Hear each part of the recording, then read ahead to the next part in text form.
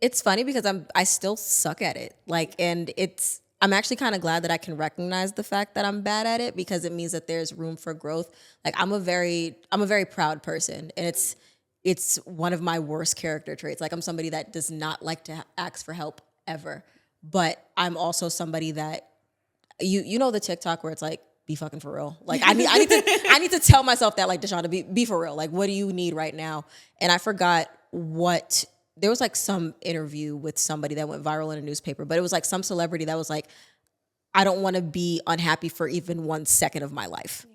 So I try to adopt that to my own life right now. Like if I'm in a really bad funk, okay, Deshaunda, what is that one micro thing that's going to make you even a little bit happier? Maybe sometimes that's getting on the phone with my dad. Maybe that's sometimes watching a horrible Lifetime movie. Maybe that's sometimes going out to eat by myself. Maybe that's going to, watch Family Guy with my boyfriend. Maybe it's just sitting alone and just doing nothing and talking to God. Like I try to figure out what that means for me because a lot of people think that when it comes to love languages, that means that you communicate that with other people or people communicate that back to you.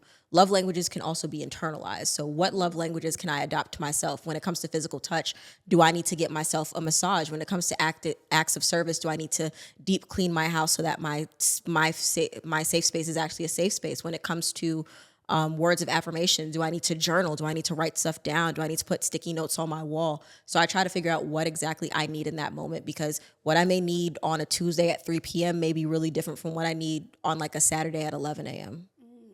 I've never thought of that. But you know what? I've always been one of those people where it's not that I don't believe in love languages. I just don't believe that there's only 4.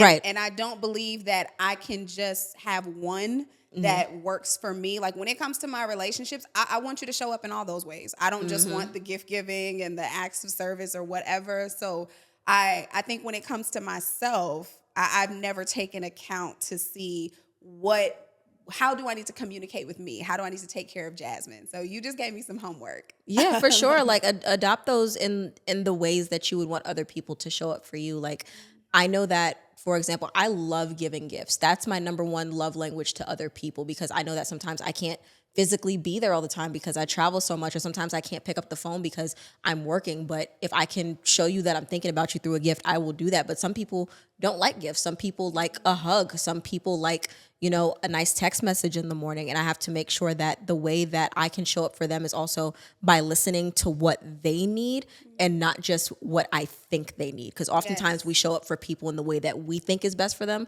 but you have to ask them to, and you have to ask yourself what you need.